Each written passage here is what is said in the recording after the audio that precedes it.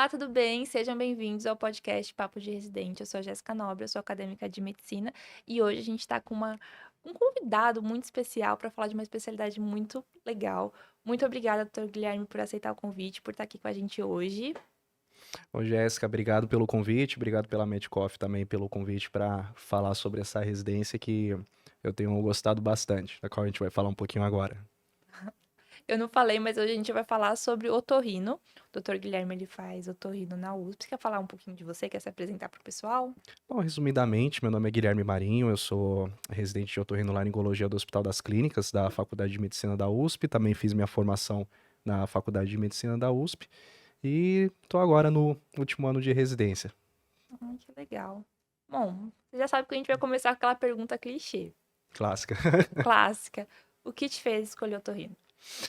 Bom, a gente estava até conversando um pouco antes de começar a gravação. É uma pergunta que até hoje eu não sei a resposta completa para ela, mas tem algumas coisas, tanto pessoais minhas quanto da minha vivência durante a faculdade, que me fizeram escolher a otorrino como um caminho natural, né?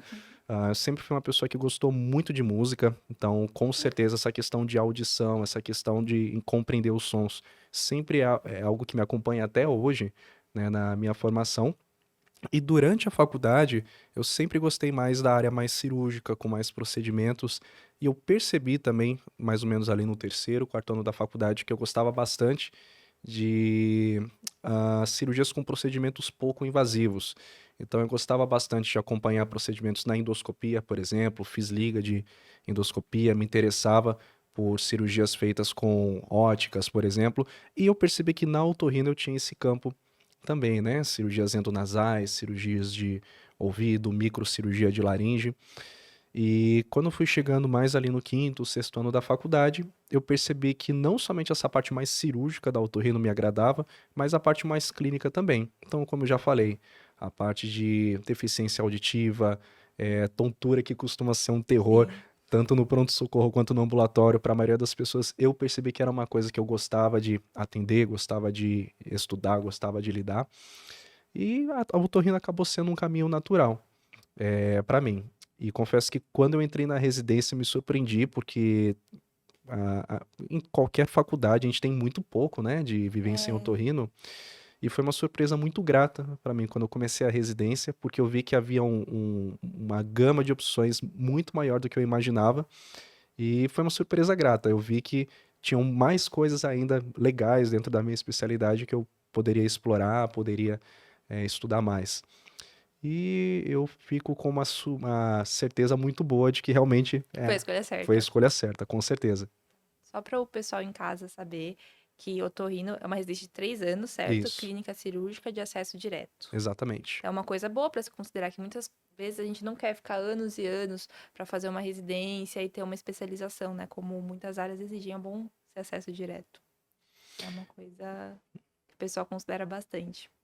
E Uhum. me fala como eram as suas expectativas em relação à residência antes de você entrar e agora.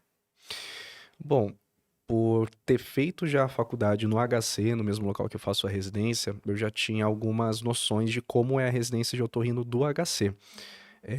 Eu já tinha uma ideia de que era uma residência que, principalmente no primeiro ano, tem uma carga horária mais pesada, tem pronto-socorro 24 horas. A gente tem um pronto-socorro que lida com casos de urgência, então com cirurgias de madrugada, às vezes, né? E um fluxo muito grande de pacientes para um número relativamente pequeno de residentes. São 10 residentes por ano no HC. Se eu não me engano, 6 pela prova de residência, né? Pelo acesso da Coreme, e 4 de prova de especialização. E isso eu já tinha uma noção de que o R1 realmente era um pouco mais puxado, carga horária maior, mas ao longo dos anos a carga horária melhora e o seu aproveitamento das horas que você fica ali no hospital melhoram também, né? Você tem uma compreensão melhor do que você está fazendo, começa a fazer mais volume cirúrgico também. Uhum. Ah, e eu me perdi, você tinha perguntado mais alguma coisa, né, das Não, a sua expectativas. expectativa antes e depois da residência, quando você Ah, entrou. sim. E isso é uma coisa que é importante de destacar, né, até para quem está assistindo e pensa em residência de otorrino, que os serviços diferem muito entre si, né? Sim. Dos serviços que eu conheço um pouco mais a fundo, o HC, a Escola Paulista, a Santa Casa, elas têm essa característica de ter uma carga horária mais puxada, principalmente no R1. Mas isso varia muito de um instituto para outro, de um hospital para outro, né? Então, já de cara, uma dica para quem está pensando em otorrino é ver exatamente quais instituições pretende prestar e tentar entrar em contato com alguém, né, dessa Conversar com instituição. quem tá lá sempre é a melhor decisão, porque você tem noção de como é a experiência da pessoa. Exatamente, cada serviço tem algumas particularidades e eu vejo que na otorrino essas diferenças se acentuam mais de um lugar para o outro. Uma coisa que você falou que eu achei curioso é esse acesso. São 6 por prova de residência, da prova normal que a gente está familiarizado, e 4 por prova de título. Como é que funciona isso? Eu não conhecia. Na otorrino, pela prova da Coreme são 6 vagas, se eu não me engano, desde o ano passado, quando eu prestei ainda eram 8. E aí você tem também algumas vagas destinadas à especialização. Então é uma prova que você faz que não é vinculada à Coreme, né, que é vinculada diretamente como que eu falo, com o departamento da otorrino do HC. E basicamente as funções são semelhantes entre o residente e o especializando, as funções são as mesmas, o acesso a cirurgias, a práticas é igual. O que muda um pouco de forma prática é que o residente tem o direito à bolsa, né, de residência, Uhum. e logo depois que o residente termina a residência, ele já pode obter um RQE, um título de especialista, enquanto o especializando necessariamente tem que fazer uma prova de título de sociedade para poder receber seu RQE. Na prática, praticamente todos têm feito essa prova de título, tanto residentes quanto É. especializandos, né? Cada vez mais os hospitais pedem uma validação com uma prova de título. Então, realmente, na prática, praticamente não muda em nada a rotina de um residente e um especializado. Nós nos chamamos todos de residentes, na verdade. Ai, que legal. É bom saber, né, que tem essa outra opção para fazer o Sim, torrino, né? Porque às vezes a gente quer um caminho, sabe onde quer chegar, mas ter opções de destino para isso é muito bom. exatamente. Você quer explicar um pouquinho como são cada um dos R's da otorrino? Bom, ah, o, a residência da otorrino ela é basicamente estruturada, né, na enfermaria, pacientes que ficam internados na enfermaria, nos ambulatórios e pronto-socorro. E o que é importante destacar é que às vezes no mesmo estágio você circula por esses três ambientes, não tem um Uhum. estágio somente de enfermaria, um estágio somente de ambulatório. A gente acaba tendo uma divisão, pelo menos no HC, mais de grandes áreas, né? Então, por exemplo, o teu estágio da boca, que a gente fica ali Ah, com as legal. doenças da boca, faringe, laringe, do nariz, pelas doenças nasais, ouvido e assim por diante, e alguns outros estágios, como o otoneuro, que pega mais essa parte de vertigem e tontura. No R1 tem um estágio que você fica somente no pronto-socorro, de segunda a sexta. Então você acaba vendo tudo de urgências na Tudo que aparece, otorrinolaringologia. né? E a gente ainda tem uma coisa que é bem bacana, que a gente roda no hospital universitário, na cidade universitária, Uhum. que é um hospital com uma complexidade menor, é um hospital secundário. Então a gente acaba vendo de tudo um pouco e dentro ali do nível de complexidade da vida real, digamos É. assim, né? O HC, por ser um hospital terciário, ele acaba selecionando casos mais complexos, né? Casos que aí sim justificam essas subdivisões na nossa residência.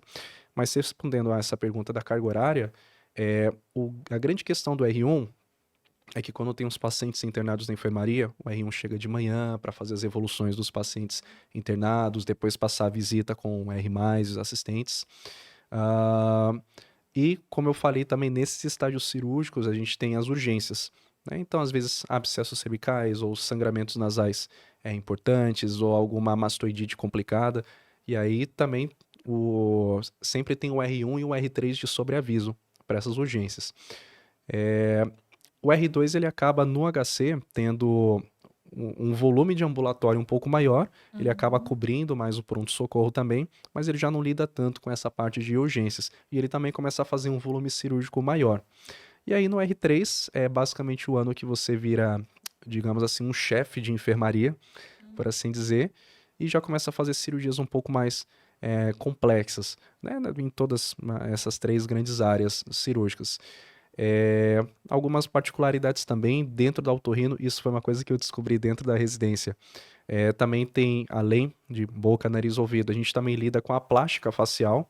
Então a gente tem um estágio no R2 e no R3 em que a gente lida com, por exemplo, otoplastia, né? Correção da orelha proeminente, conhecida como orelha de abano. A gente faz rinoplastia na nossa residência também. E como eu falei, o hospital universitário, que aí já não tem uma subdivisão tão grande por grandes áreas, né? A gente acaba operando de tudo um pouco, principalmente amidalectomia, cirurgia de desvio de septo, que são ali o carro-chefe, digamos assim, das cirurgias da otorrino. Uhum. Com a sua experiência agora, já sendo R3, você sente que tem mais carga clínica ou mais carga cirúrgica, ou você acha que está muito bem dividido? Novamente, e isso eu vou falar várias vezes porque é uma característica muito do serviço, né? Não, mas fala da sua experiência no HC Exato. mesmo, sim. O HC, e eu imagino que isso para a maioria das especialidades cirúrgicas tem uma característica de ter um volume cirúrgico menor, né? Acaba sendo um hospital que tem um academicismo maior. Sim. Os casos são mais complexos, são mais discussões de caso, e a contrapartida disso, digamos assim, é que a gente tem um volume cirúrgico menor. Atualmente, eu acho que melhorou bastante nos últimos anos. Eu entrei em 2021, a gente ainda estava pegando o final da pandemia. Quando eu entrei, as cirurgias eletivas ainda estavam bloqueadas e demorou alguns meses para isso retornar ao normal. E felizmente hoje a gente está conseguindo voltar a ter um volume cirúrgico que ainda não é igual, mas já está ficando aos poucos mais próximo do que era antes. Nesses estágios cirúrgicos, a gente tem um dia que é o dia cirúrgico, que a gente fica o dia inteiro no Centro bloco, cirúrgico. né, no centro cirúrgico. E, lógico, também tem os sobreavisos, né?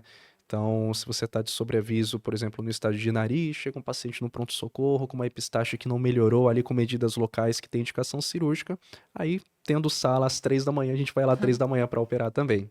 Legal, né? 3 da manhã vamos fazer uma operação, né? Várias vezes. Eu, no R1, acordar 1h30 da manhã, doutor, tem sala. Falei, tá bom, vamos lá. Vamos lá. Faz parte. Mas pensando um pouquinho nisso, como era assim a rotina conciliar outras coisas fora da residência? Você conseguia ter vida, estudar, dar plantão extra? Como era isso? Olha, R1 acho que não deu, né?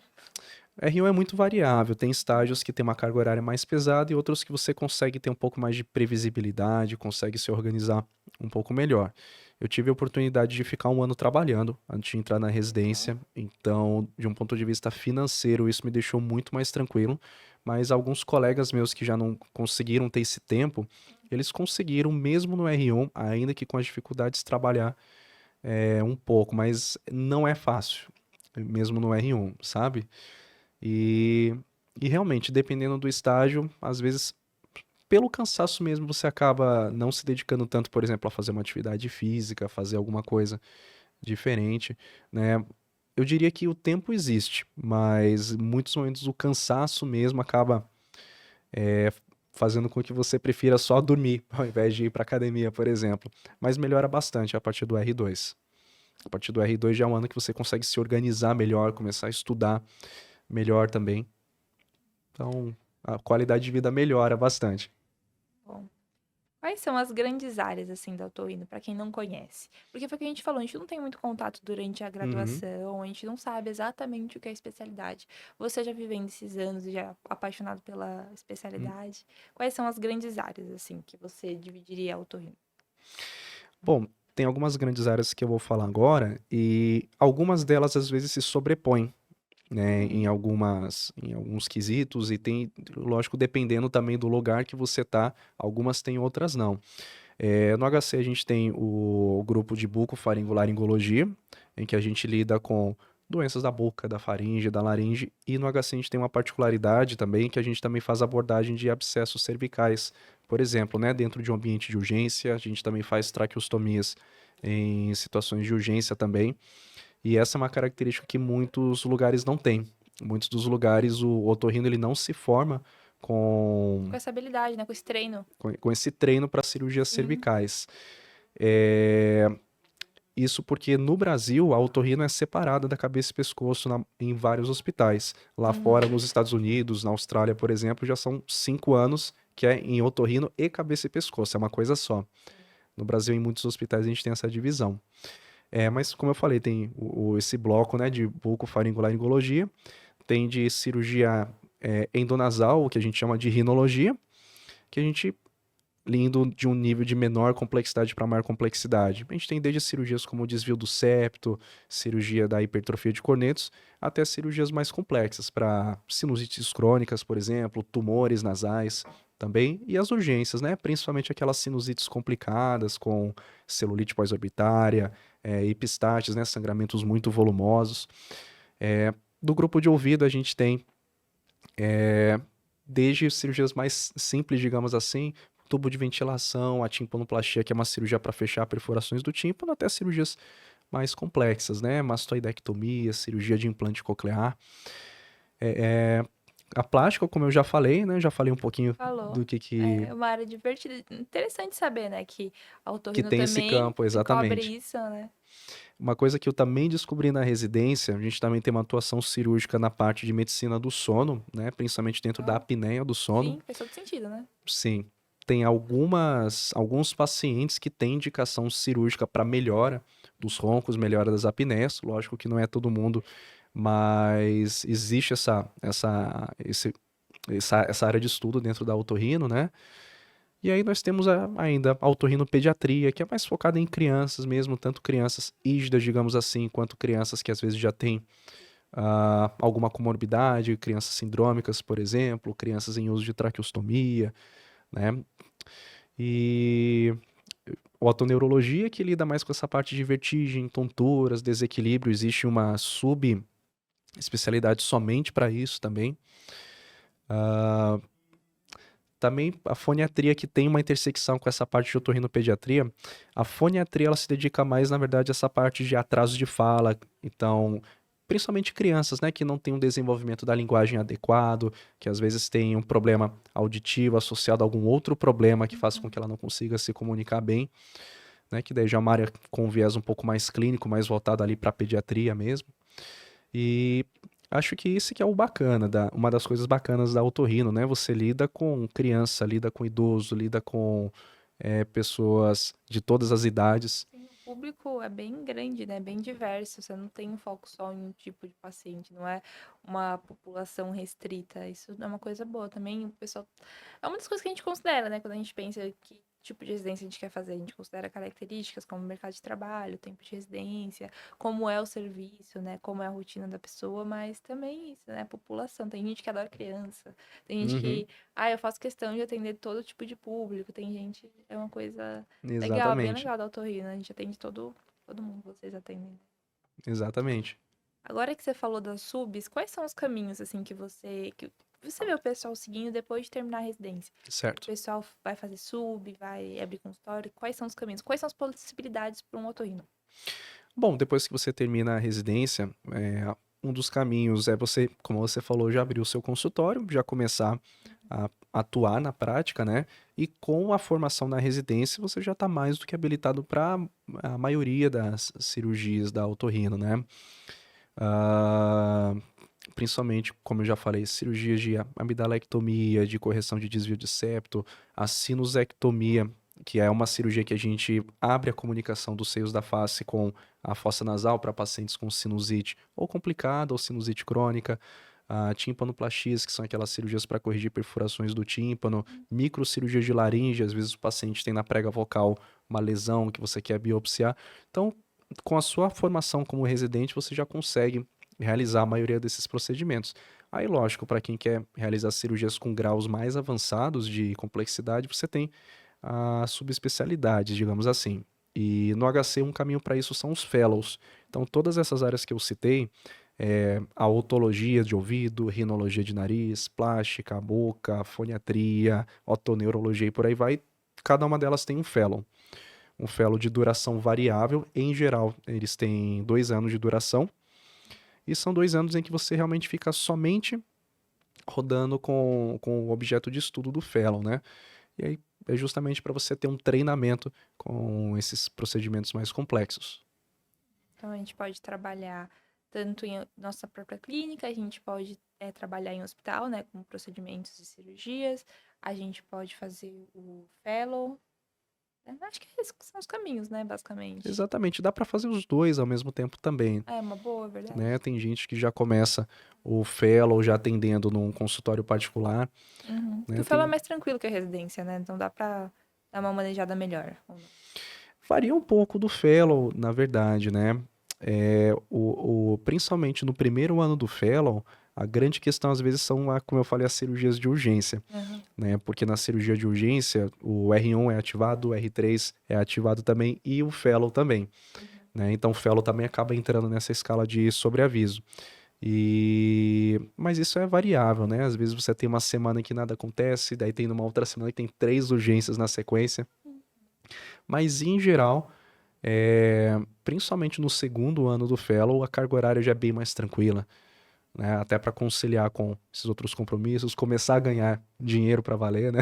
É, é uma coisa que a gente não consegue fazer, né, durante a residência, é trabalhar. É trabalhar por fora, né? Porque trabalhar na residência é trabalho. Exato. Então, Guilherme, me conta um pouco sobre o que fez você escolher, o que que você considerou para escolher o HC como a sua escola de residência para fazer otorrino? Bom, já o HC sempre foi uma escolha natural por conta da minha formação na faculdade, mas falando do HC em si, é um pouco daquilo que a gente conversou antes, né? Mesmo tendo um volume cirúrgico um pouco menor em comparação Sim, com outros serviços, é um hospital que tem uma complexidade muito alta. A gente tem uma variedade de casos que é muito grande. A gente vê muito da otorrino do dia a dia, não é como se a gente olhasse apenas coisas raras, né? Mas a gente aprende muito a lidar com esses casos que são mais raros, que às vezes merecem uma atenção especializada. A gente convive com muitos chefes, muitos assistentes diferentes. Isso é algo muito bacana, porque aos poucos isso ajuda você a construir suas próprias opiniões, suas próprias ideias. Você ouve sugestões de muitas pessoas que têm vivências diferentes. tem pessoas que são referência na área, né? Isso faz muita Exato. diferença. Exatamente. Ao menos no HC, em vários outros hospitais em São Paulo, né? A gente tem chefes que são referências internacionais Sim, dentro de suas o respectivas HC tem áreas. essa característica. Exatamente. Legal. Agora, pensando no aluno que está na graduação, que nem eu, e que pensa em otorrino, o que que ele deve considerar? O que que ele deve saber sobre a especialidade? Bom, primeiro, o mais importante é entender um pouco do que o otorrino faz, né? Uhum. Que é uma coisa que eu não fiz tanto quando eu estava na faculdade. Acabou sendo, em alguns quesitos, uma caixinha de surpresa, digamos assim, que para mim foi algo muito positivo. Mas isso é uma coisa que contaram uma vez no quarto ano, que eu aplico para muitas coisas de decisões da minha vida e com a residência foi parecido. Se você pegar todas as áreas da medicina, provavelmente todas as áreas vão ter aquele 10% de coisas que são muito legais, Sim. né? Quando eu estava na residência, nada contra o pessoal da cardiologia, mas, por exemplo, na faculdade eu adorava a parte de hemodinâmica, achava a parte de cateterismo algo muito legal, eu chegava a pensar em cardiologia Por só isso. por conta disso. Mas aí um dia me falaram, para em decisões como essa, você pensar o que que você vai fazer na maior parte do tempo Sim. nessa especialidade. Você vai gostar do que você vai fazer na maior parte do tempo? E aí eu percebi que dentro da cardiologia, a maior parte do tempo eu ia ter uma atuação que não era uma coisa que me chamava tanta atenção, né? Nada contra, mas eu percebi que, puxa, não é uma coisa que eu vou gostar de fazer todos os dias. E com o otorrino, eu percebi que os casos mais simples, digamos assim, simples de um ponto de vista de complexidade técnica, porque às vezes Sim, o coisas. grosso, o que mais chega pro otorrino, né? Qual que é a demanda Exatamente. do otorrino? Exato. Eu percebi que essa parte de rinite, de perda de audição, de alterações da voz, que é o nosso dia a dia, algo que chega pra gente diariamente, era algo que eu gostava de fazer, que eu gosto de fazer Uhum. até hoje. E eu acabei. Um dos motivos para fazer a otorrino foi justamente isso, perceber que aquilo que eu ia fazer na maior parte do meu tempo era algo Você gostava. que eu gostava e que eu sabia que ia sempre querer fazer o melhor, né, pelo paciente. E aí, dentro dessa decisão, aquele 10% de coisas legais ficam ainda mais legais, Sim. porque você sabe que, ainda que seja numa menor parte do seu tempo, vai ter momento, puxa, amanhã eu vou fazer uma cirurgia que é muito legal.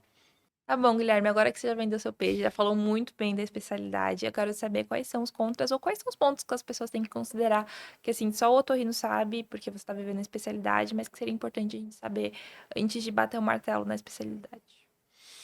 Bom, algumas coisas importantes. A otorrina é muito vista hoje como uma especialidade de qualidade de vida, né? E É verdade, a gente tem esse preconceito. tem essa visão. Essa visão é. E o fato é o seguinte, Eu acho que em qualquer especialidade você pode ter uma boa qualidade de vida, mas isso depende muito, na verdade, do quanto que você vai colocar ali de tempo no seu trabalho. Então, na otorrino, por exemplo, a maioria das cirurgias de menor complexidade são cirurgias rápidas. Uma amígdala, um cirurgião experiente consegue fazer em 30 minutos, uma cirurgia de desvio de septo mais simples, em 1 hora e meia, 2 horas você consegue fazer. Mas o grande ponto é que, justamente por isso, o otorrino tende a fazer um volume maior de procedimentos também, tende a fazer várias cirurgias no mesmo dia, por exemplo. E a mesma coisa com o consultório.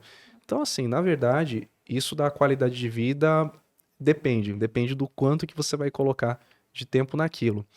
E como o consultório da otorrino é um consultório que, acho que para qualquer especialidade, na verdade, né? Demora para você começar a ter uma agenda fixa, demora para você começar a encher de pacientes. Então, o começo da carreira do otorrino acaba sendo de um volume um pouco maior. Quando você vai trabalhar para um convênio, por exemplo, você Aí você fica tem ali que fazer um volume sujeito, maior. né?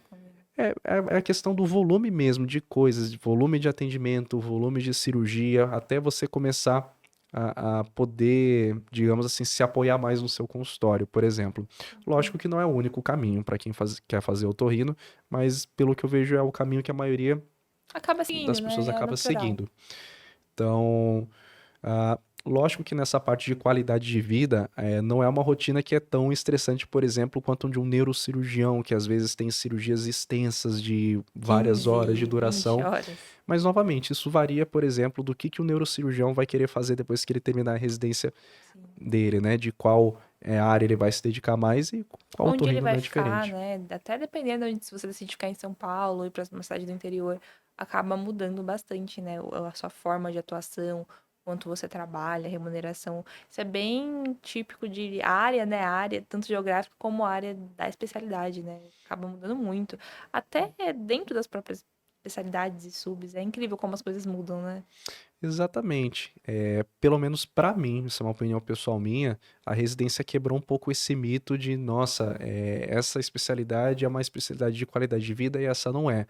Na prática, eu acho que depende de quanto volume a pessoa vai fazer e o que exatamente ela vai fazer depois que termina a residência.